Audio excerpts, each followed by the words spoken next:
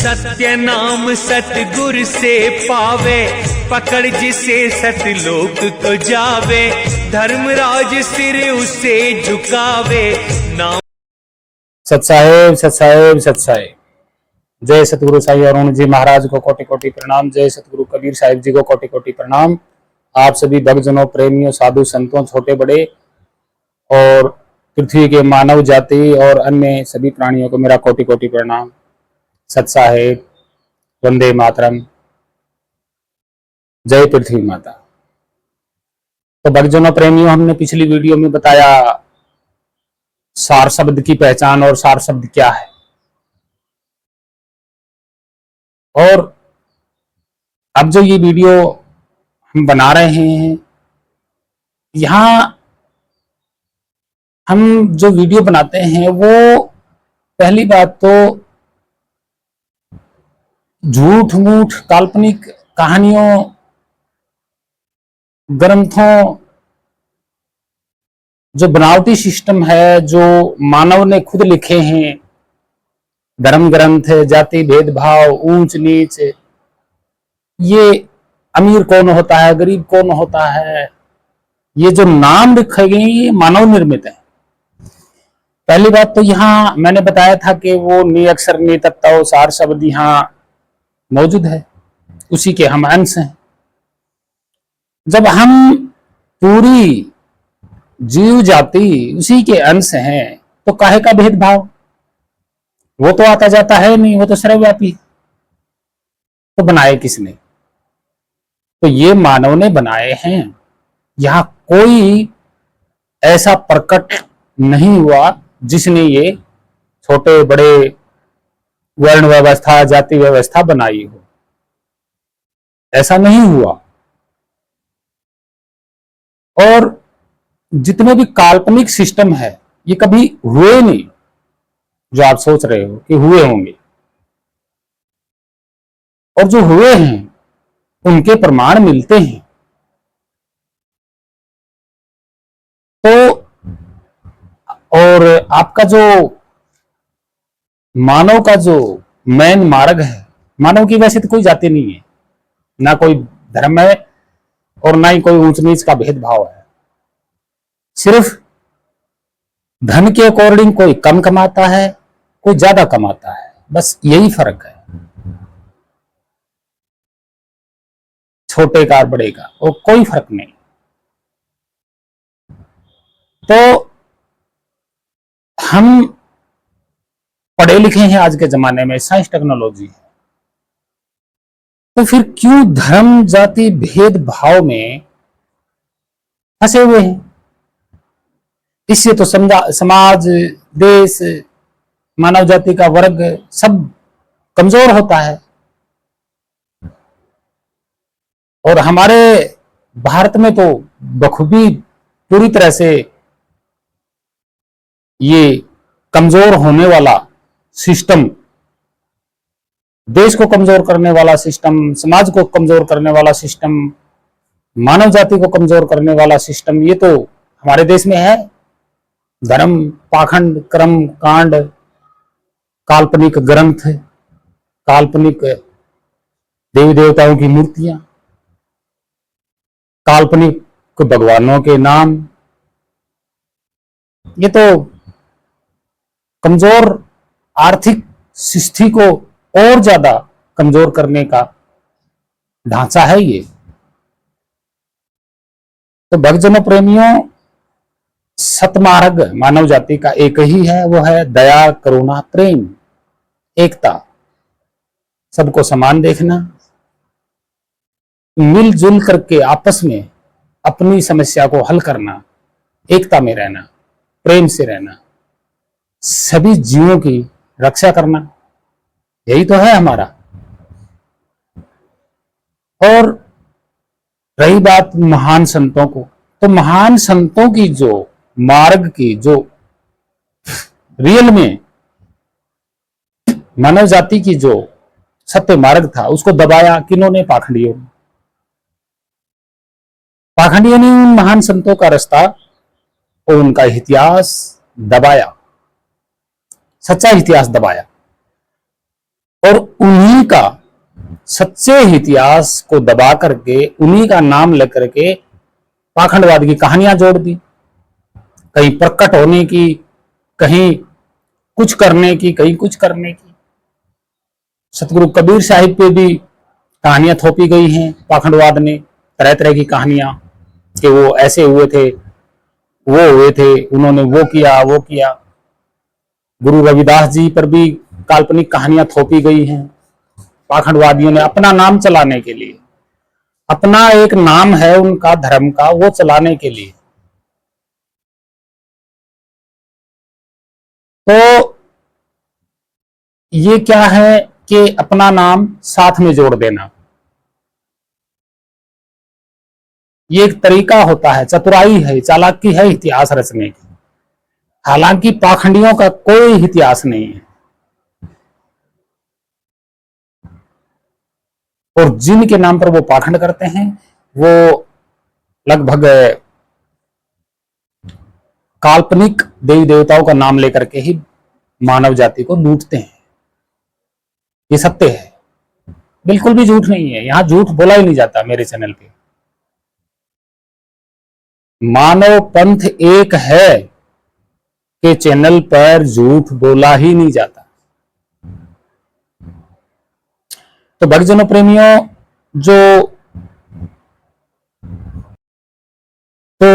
भक्तजनों प्रेमियों, ये पाखंडवाद है ना, ये काल्पनिक मूर्तियों का नाम बनाए इनके, और जितने भी नाम बनाए हैं ना, ये बाहर विदेशी नाम है। कोई यहूदियों का नाम है, कोई इस्लाम का नाम है, कोई ईरान का नाम है, तुर्क का नाम है। ये नाम जोड़ जोड़ के पाखंडियों ने कॉपीराइट किया, और अन्य प्राचीन राजा महाराजाओं की कलाकृति जो थी पत्थर की मूर्तियों की, उनको कॉपीराइट किया इन्होंने। जैसे सम्राट अशोक के जमाने की, भगवान बुद्ध के जमाने की जो जमीन में मूर्तियां मिल रही हैं, उनका साक्ष्य मिल रहा है, प्रमाण मिल रहा है, उन्हीं को कॉपीराइट कर करके इन लोगों ने सब कुछ लिखा, ग्रंथ लिखे, काल्पनिक महाकाव्य लिखे, तंत्र लिखे, मंत्र लिखे, तरह तरह की काल्पनिक कहानियां लिखी, प्रकट होने वाली कहानियां, ऐसे गपोड़ लिखे ना कि मानव जाति को इस तरीके से भरमा दिया कि मानव जाति इस पाखंड में से निकल नहीं पा रही। क्योंकि कोई भी भारत में तो कोई भी अंधभक्त अपने गुरु से ये नहीं कहता कि इसका प्रमाण दो, कहां से आया, कौन लेके आया आदि अनादि काल से। हमारे भारत में तो ऐसे ऐसे गपोड़ हैं कि बोलते हैं 1,96,000 वर्ष पहले का कोई किताब मिल गया, ये या उससे पहले की कोई कहानी मिल गई, पीढ़ी दर कौन ढोके लेके आया था, प्रमाण दे सकता है कोई? नहीं है ही नहीं, मिलेगा कहां से। तो भक्तजनों प्रेमियों, हम यहां पाखंड पे ही बात करते हैं, और सिर्फ मानव जाति के लिए।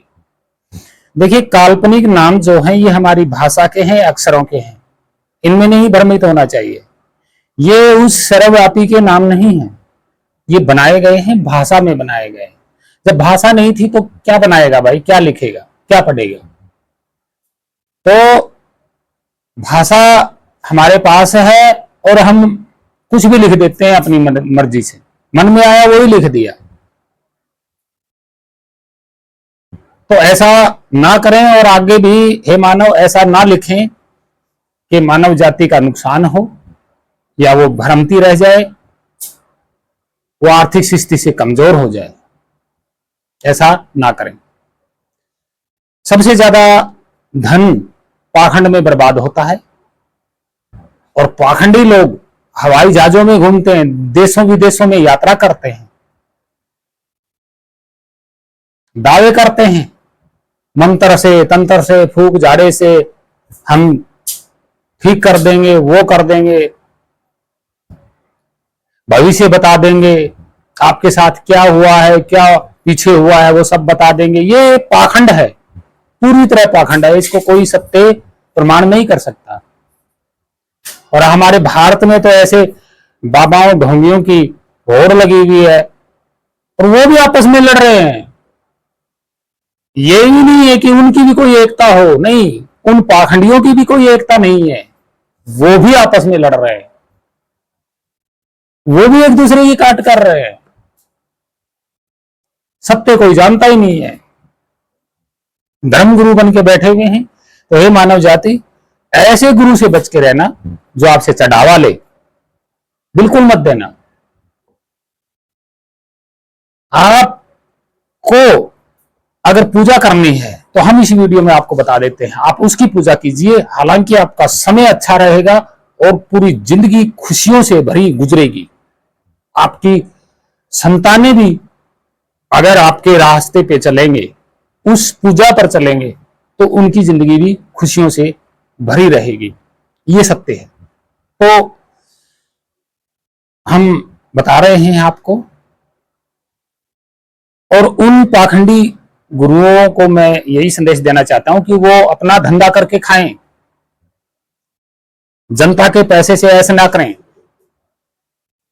अब देखिए, भारत में इतने धर्मगुरु ठेकेदार बने बैठे हैं, सबके पास करोड़ों की संख्या में अनुयायी जुड़े हुए हैं। सरकार का पैसा, अब जो जनता से किसी भी प्रकार सरकार का पैसा, सरकार में पैसा जाता है, जैसे टैक्स के द्वारा जाता है, भाई वस्तुओं के द्वारा जाता है, बेची जाती है, तो ये सारा पैसा वहां इकट्ठा होता है। वो पैसा किस में लग जाता है? पाखंडियों की सुरक्षा, उनकी देखभाल, उनकी सिक्योरिटी में है। वो काम क्या आते हैं भाई? उनका कोई मंत्र तंत्र आज तक काम आया है? नहीं आया। बड़े बड़े हादसे हो जाते हैं उनकी मौजूदगी में, कुछ नहीं कर सकते। वो भगदड़ मच जाती हैं धार्मिक स्थलों पे, कुछ नहीं कर सकते। पता नहीं कितने बड़े बड़े हादसे हो जाते हैं, कुछ नहीं कर सकते,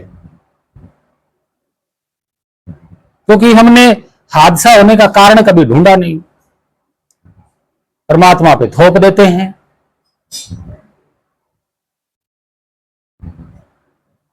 तो हे मानव, जागिए, सत्य को जानिए।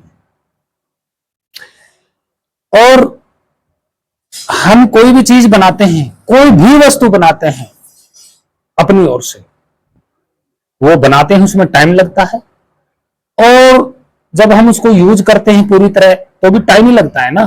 10 दिन यूज किया, महीने यूज किया, 5 साल यूज किया, 10 साल यूज किया, तो एक दिन तो वो बिगड़ेगी, और उसके बीच में हम देखभाल करते नहीं है तो वो बिगड़ेगी, हादसा भी करेगी। तो वहां मर्जी किसकी है? अरे वो तो आता जाता है ही नहीं, उसके तो हाथ पांव है नहीं, वो आके थोड़ी ना कोई हादसा करता है, समय करता है। क्योंकि समय के अंडर में आपने वस्तु बनाई है, समय के अंडर में बिगड़ेगी। कभी ध्यान दिया है? नहीं।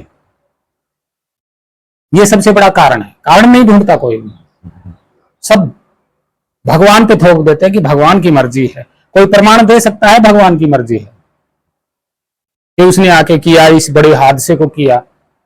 हमारे भारत में न जाने कितने हादसे हो चुके हैं, कितने हादसे। कौन कर रहा है? परमात्मा कर रहा है, उसकी मर्जी थी।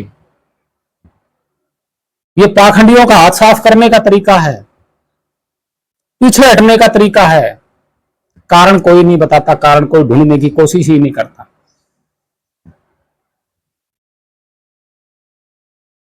कहते हैं कि हमारे पास देवी देवता बात करने के लिए आते हैं, देवियां शक्तियां हैं, फलाना है, ढिमका है। क्यों जनता को मूर्ख बना रहे हो? क्यों जनता को हादसों में धकेल रहे हो मूर्ख बना बना के? आज का जमाना साइंस टेक्नोलॉजी है। कोई चीज बनाता है तो उसका बिगड़ने का एक कारण होता है, कारण जो भी हो, लेकिन कारण होता है। वो कारण अगर पहले से देखा जाए तो हादसे से बचा जा सकता है। वहां आपका मुंह बोला हुआ शब्द काम नहीं करेगा।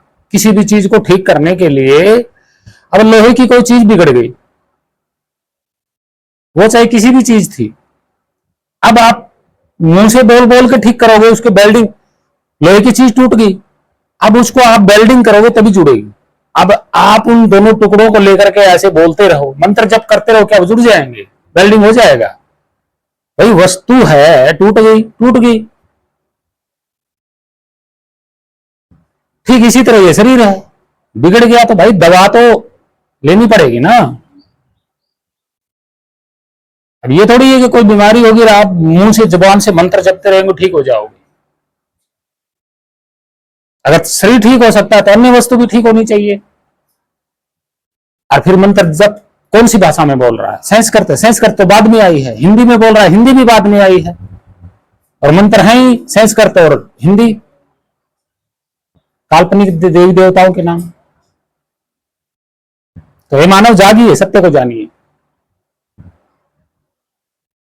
धार्मिक स्थलों पे भगदड़ मच जाती है, वहां कोई आपका काम नहीं आता है, तो फिर कहां काम आएगा? घर में।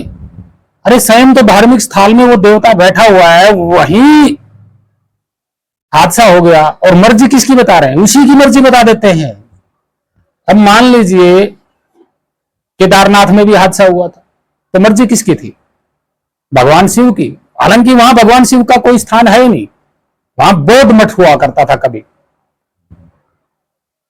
और वहां जितनी भगदड़ मरे, इतने लोग मरे, तो उस पे थोप दिया। तो हे मानव, हे भक्तजनों प्रेमियों, हम यही समझा रहे हैं।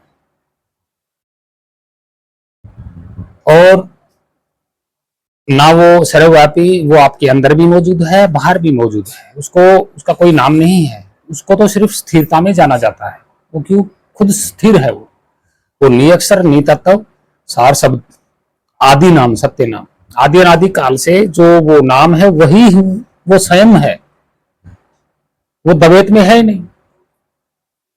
ना उसके पास मन है, ना हाथ है, ना पांव है, ना कान है, ना आंख है। वो स्वयं ही है। ना वो बोलता है, मुख होगा तभी तो बोलेगा। तो भक्तजनों प्रेमियों, मेरी हाथ जोड़ के विनती है कि किसी ऐसे सच्चे सतगुरु की शरण में जाएं जो आपका स्वरूप बाहर लखवा दे। महान संतों का इतिहास दबा दिया पाखंडियों ने, उनकी सत्य बातों को, सत्य मार्ग को दबा दिया। अपनी अपनी सब यहाँ राजनीति चला रहे हैं। कोई कहता है मेरा देवता अच्छा है, कोई कहता है मेरा देवता अच्छा है। होड़ लगी हुई है। तो धन्यवाद, आपने सुना। सभी मानव जाति को प्रणाम। सत साहेब, सत साहेब। जय सतगुरु साईं अरुण जी महाराज को कोटि कोटि प्रणाम। जय सतगुरु कबीर साहिब जी को कोटि कोटि प्रणाम। और सभी अन्य प्राणियों को भी मेरा प्रणाम। जय भारत माता, जय पृथ्वी माता। और सतमार्ग पे चलें।